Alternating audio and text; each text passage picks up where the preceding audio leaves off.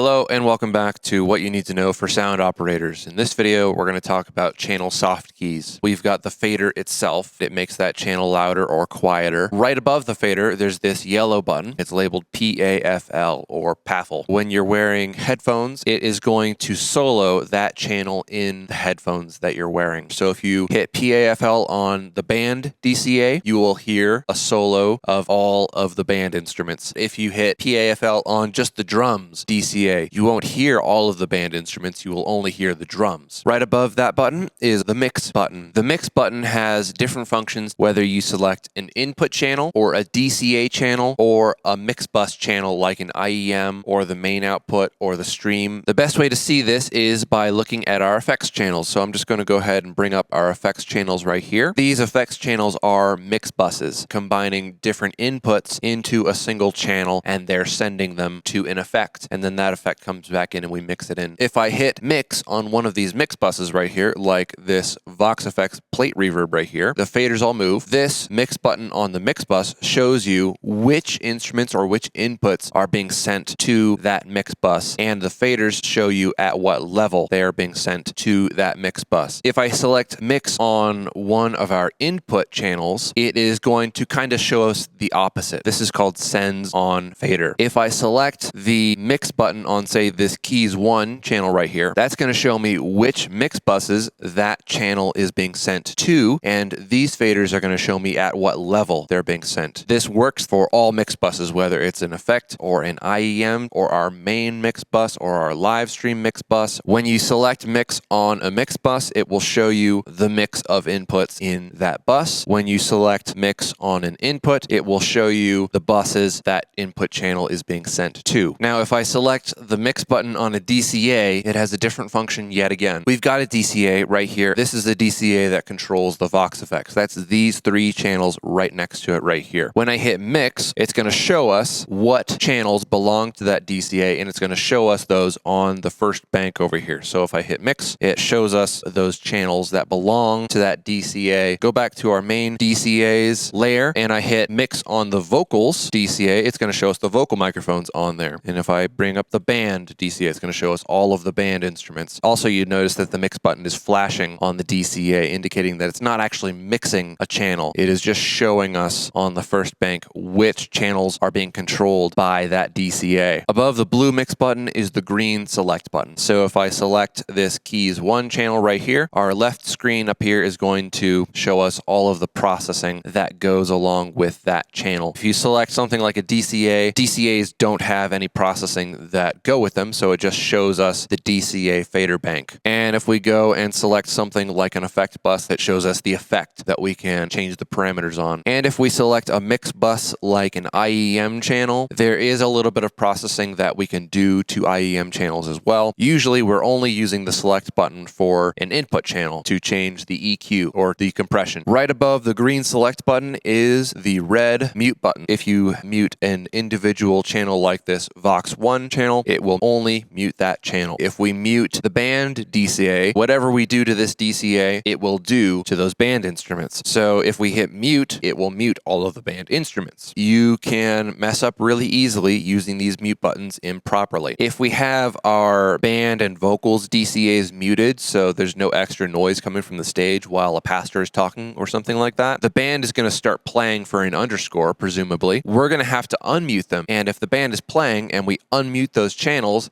there's going to be this sudden massive jump in volume as suddenly the volume from the band is starting to come through the speakers. That's a bad use of the mute buttons. I would rather use the faders, because if we have the faders down, the band can still hear themselves in their ears, but we won't hear them in the main speakers in the room or on the live stream. So when the band starts playing, we can take the vocal and band faders on the DCAs and slowly fade them up. And instead of a large jump in volume, we will have this gradual fade in. And the same goes for the end of a song. If the band is like holding out a long note and somebody starts praying at the end of service, and if we just mute it, it's just going to cut the sound off. Instead, you want to use the fader to fade the band out while that person is praying. Since you're using the fader, the band can still hear themselves in their ears on stage, but if you hit the mute button, then it's going to cut off everywhere, and the band is going to know, oh, they muted me at the soundboard. That can potentially strain some relationships between the soundboard person and the band. We need to be careful about how we use use these mute buttons. There's one more function of the mute button that you need to know about. Below the button, there is an extra little LED that says muted that shows whether that channel is being muted by an external source, like a DCA. So for instance, we've got our 3 vocal effect channels, plate reverb, a hall reverb, and an ADT. This Vox Effects DCA right here is controlling those 3 effect channels. So if we hit mute on that DCA, the LED below each of those 3 channels lights up. And that's the mute button. And right above the mute button is the rotary knob. And this knob can have some different functions, but mainly this is our gain knob or trim knob. You really are not touching the rotary knob during a service. After the rotary knob comes the screen, and there's lots of information that is shown on the screen. There's a couple of soft keys that can change the display function of the screen. Usually I am going back and forth between name and dB. Name obviously shows the name of the channel, and dB shows the volume level numerically. It's nice to be able to select the dB function on the screen and see exactly the decibel level of the instrument that you have selected.